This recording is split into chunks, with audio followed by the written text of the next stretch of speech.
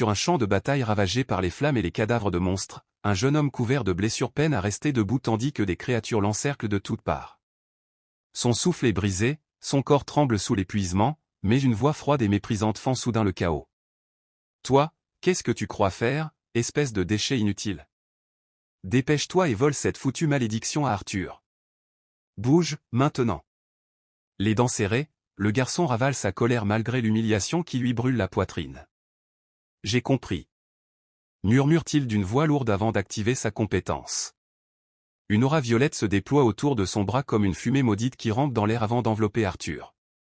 À cet instant, il se présente intérieurement comme si son existence entière n'avait jamais été reconnue par personne, Crash Valem, né dans la plus puissante lignée familiale du continent, mais condamné depuis sa naissance à être traité comme une malédiction vivante. Son pouvoir était unique, monstrueux, voler les malédictions des autres et les absorber dans son propre corps. Parmi tous les héros dressés contre la fin du monde, il était celui qui avançait seul dans l'ombre de la génération Azur. Alors que la malédiction quittait lentement le corps d'Arthur pour dévorer celui de Crash, une douleur atroce explosa dans chacun de ses nerfs, arrachant un hurlement sauvage à sa gorge tandis que les filles autour d'Arthur, mortes d'inquiétude, lui tendaient des potions avec des mains tremblantes. Arthur finit par rouvrir les yeux au milieu du vacarme et leva le regard vers l'horizon, là où le chevalier de la mort bleue déchaînait une magie capable de réduire des montagnes entières en poussière.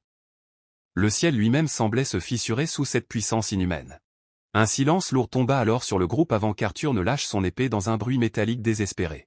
« On ne peut pas gagner, c'est impossible » souffla-t-il avant d'appeler calmement « Sigrin ». « Habla. Marie, venez. » Les trois femmes se réfugièrent aussitôt près de lui, comprenant immédiatement ce qu'il voulait faire. Mais Crash, lui, resta figé quelques secondes avant que la colère n'explose enfin dans ses yeux. « Espèce d'enfoiré, qu'est-ce que tu fous ?» Arthur détourna le regard, vidé de toute volonté. « J'abandonne ici, l'espoir de ce monde a déjà été détruit. Il ne reste plus que l'enfer. » Les filles commencèrent alors à partir avec lui, comme si tout était déjà terminé, mais Crash les fixa avec une rage qui faisait trembler sa voix. « Après tout ce qu'on a traversé pour t'amener jusque-là, tu sais combien de personnes sont mortes pour ça. » Puis son regard se planta directement sur Arthur. « Si on en est arrivé là, c'est parce que tu passais ton temps à jouer avec ces femmes au lieu d'assumer ton rôle de héros. » À peine ces mots tombèrent qu'une aura glaciale éclata autour de Sigrin et Fania, troisième princesse de l'Empire d'Ephania. « Ferme-la » hurla-t-elle avec un regard meurtrier. Arthur a fait absolument tout ce qu'il pouvait. Toi, tu n'es qu'un parasite incapable de faire autre chose que voler les pouvoirs des autres. Tu n'as pas le droit de lui parler ainsi. Les doigts de Crash s'enfoncèrent dans ses cheveux tandis qu'un rire amer lui échappait. Un parasite, un déchet, venant de toi, c'est presque drôle. Puis il leva lentement son doigt vers eux, le regard déformé par des années de rancœur étouffée. Écoutez-moi bien, vous ne seriez même jamais arrivé jusque-là sans ma compétence. Si vous l'avez oublié, alors je vais vous rafraîchir la mémoire. Commençons par toi.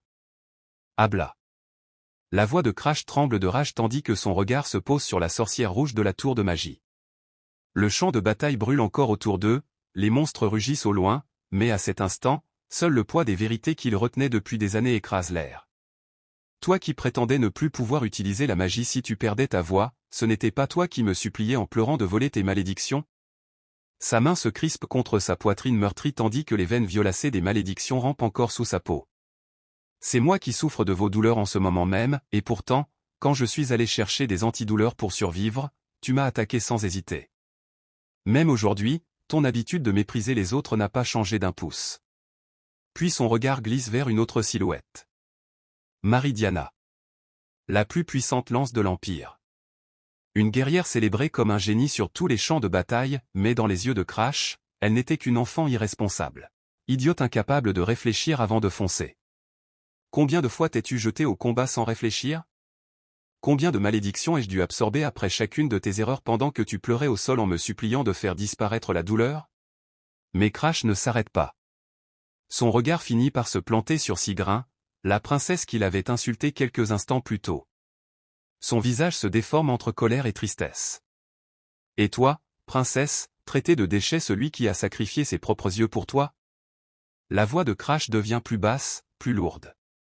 À l'académie, tu m'as pris pour cible uniquement parce que je venais du royaume de Starlon. Harcèlement, humiliation, mépris, j'ai tout supporté. Tout ça, juste pour réparer tes yeux. Le silence tombe brutalement.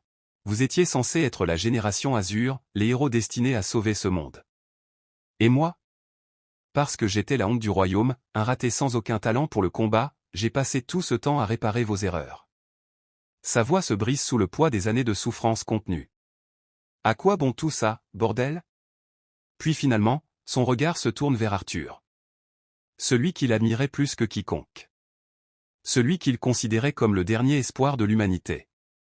Les autres, je m'en fiche, mais toi, Arthur, tu étais censé être celui qui sauverait le monde. Celui qui mènerait ces imbéciles jusqu'à la victoire. Je t'ai vu te battre nuit après nuit en première ligne, et j'avais juré de rester à tes côtés jusqu'à la toute fin. Alors pourquoi abandonnes-tu aussi facilement maintenant? Pendant un instant, Arthur reste silencieux. Puis il pousse un léger soupir avant de relever lentement les yeux. Je suppose que je peux enfin te dire la vérité. Son regard devient vide. Comme je l'ai dit, ce monde est terminé. Alors je vais simplement tout recommencer depuis le début. Les pupilles de Crash se contractent brutalement. Tout recommencer. De quoi tu parles? Arthur répond calmement, comme s'il révélait une évidence banale. Ce n'est pas la première fois que j'assiste à la fin du monde. Ma compétence, c'est la régression. Ces mots frappent Crash comme une lame en plein cœur. Son esprit vacille. Arthur poursuit alors, presque serein. Et maintenant que j'ai obtenu la technique d'héritage de mémoire, je peux revenir en arrière à chaque fois avec tous mes souvenirs intacts. Le cerveau de Crash tourne à toute vitesse. Si quelqu'un pouvait recommencer avec toute son expérience, alors les chances d'empêcher l'apocalypse augmenteraient drastiquement. Arthur sourit légèrement devant sa réaction. Bingo. Cette fois, je vais recommencer depuis le début, avec L3. Une panique glaciale traverse immédiatement Crash. Son souffle devient instable tandis qu'il serre sa poitrine. Alors, et moi? Arthur le regarde enfin directement, avant de laisser apparaître un sourire froid. Un sourire presque amusé. Toi? Tu es inutile. Le monde entier semble s'arrêter autour de Crash. Arthur tapote doucement sa tempe avec son doigt avant de continuer d'un ton détaché. Ta compétence, capuche noire, est pratique. Tu peux voler même les malédictions impossibles à dissiper, c'est vrai que c'est utile. Mais honnêtement, à quoi bon régresser avec quelqu'un dont le corps et l'esprit sont déjà complètement brisés? Son regard descend sur Crash comme celui d'un homme observant un outil usé. Il est beaucoup plus efficace de récupérer une version neuve et propre de toi dans le prochain monde, tu ne trouves pas? Les yeux de Crash tremblent. Des larmes coulent malgré lui tandis que son cœur se fissure définitivement. Tout ce temps, toute cette loyauté, toutes ces souffrances, pour finalement comprendre qu'il n'avait jamais été considéré comme un compagnon. Seulement comme un objet jetable. Un consommable destiné à être utilisé puis remplacé. Arthur lui tourne finalement le dos tandis que les trois filles le suivent sans hésitation. Ne t'inquiète pas, dit-il avec un léger sourire. Je ferai bon usage de toi dans le prochain monde, et dans celui d'après aussi. Puis, sans la moindre émotion dans la voix, il conclut, retrouvons-nous encore, Crash. Au fond de lui. Crash avait toujours connu la vérité. Chaque fois que la génération Azur l'ignorait comme s'il n'existait pas, chaque fois qu'Arthur restait silencieux à observer sans jamais intervenir, il l'avait compris. Arthur ne l'avait jamais considéré comme un véritable camarade. Il n'avait toujours été qu'un outil pratique. Un homme destiné à absorber les malédictions des autres jusqu'à ce qu'il se brise complètement.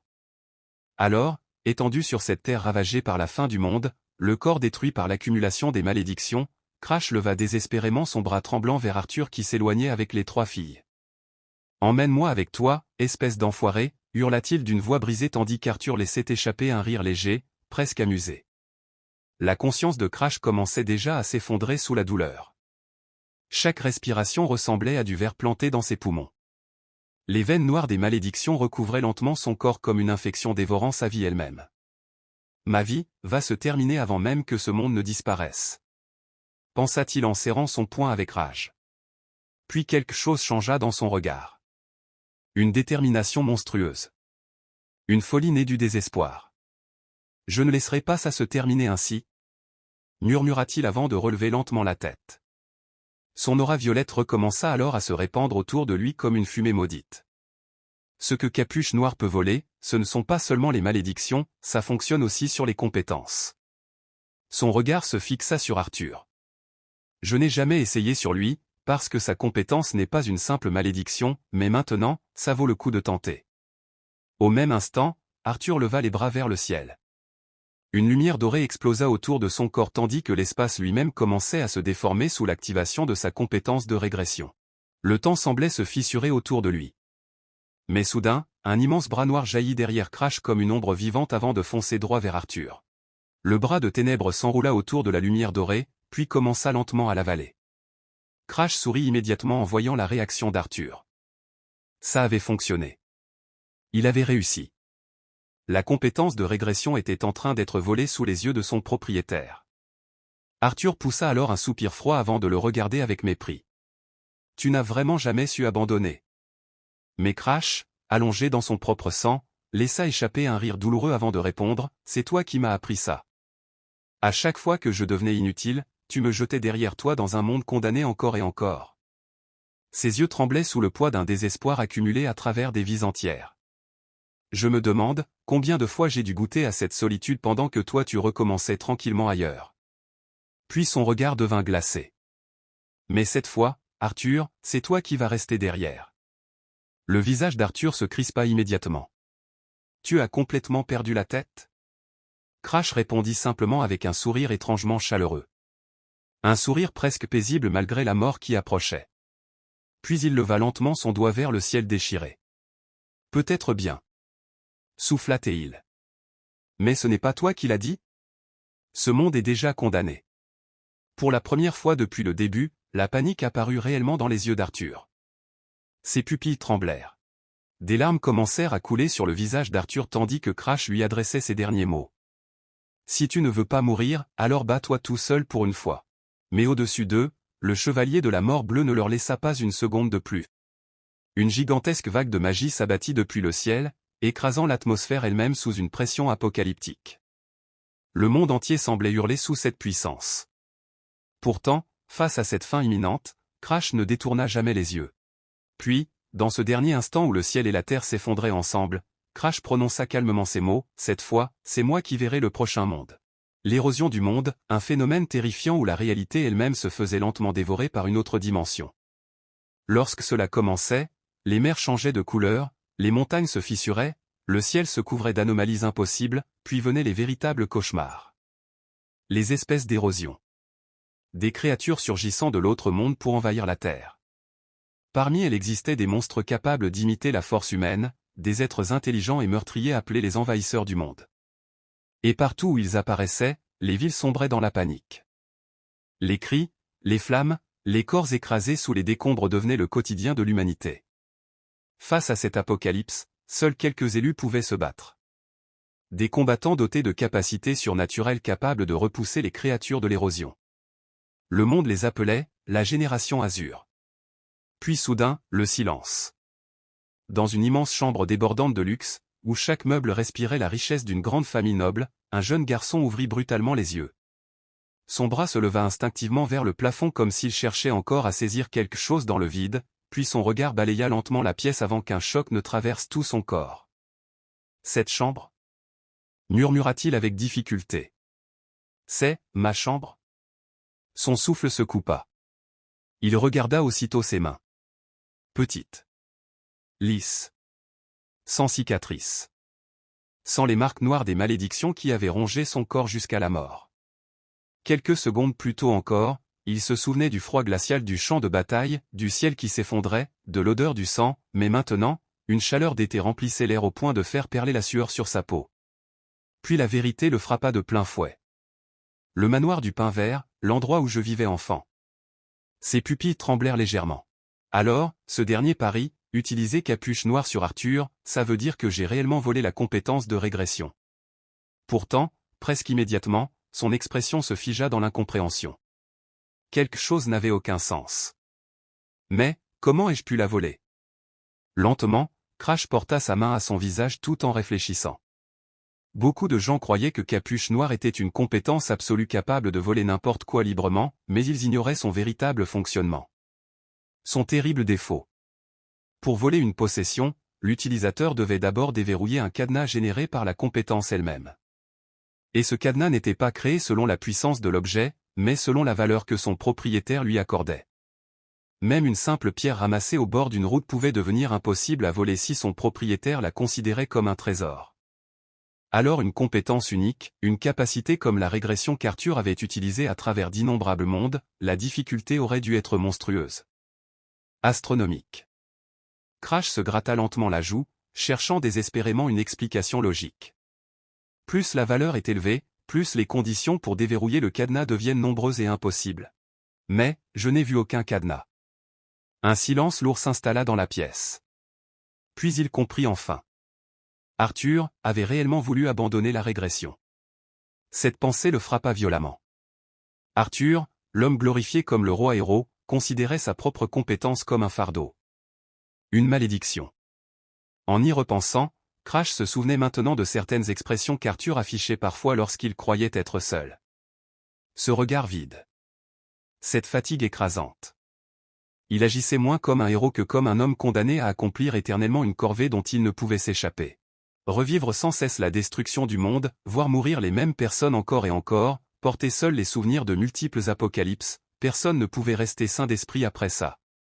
Peut-être que la régression avait fini par briser Arthur bien avant ce dernier monde. Peut-être que c'était précisément pour cette raison qu'il avait voulu transmettre ses souvenirs aux 3 filles avant de recommencer avec elles, tout en abandonnant Crash derrière lui. Lentement, Crash baissa les yeux vers sa main. Si Capuche Noire avait réussi à voler la régression, alors cela signifiait qu'au moment où il avait activé sa compétence, Arthur avait réellement renoncé à ce pouvoir. Ce qui voulait aussi dire qu'après le vol, Arthur était resté seul dans ce monde condamné. Sans régression. Sans échappatoire. Il avait affronté la pluie de météores du chevalier de la mort bleue, puis il était mort là-bas. Définitivement. Pendant un instant, Crash resta silencieux. Puis un sourire amer apparut lentement sur son visage. « Je t'ai retiré cette compétence dont tu voulais te débarrasser. » murmura-t-il froidement. « Tu devrais me remercier. » Son regard s'assombrit immédiatement. Toute la rancœur qu'il avait accumulée durant d'innombrables souffrances recommença à bouillir dans sa poitrine. « Tu m'as toujours laissé seul, comme si porter les malédictions des autres était quelque chose que n'importe qui pouvait faire. Tu n'as jamais accordé la moindre attention aux camarades qui souffraient dans l'ombre pour vous tous. » Puis, avec une haine glaciale dans les yeux, Crash lâcha finalement « Bien fait pour toi, espèce de déchet. »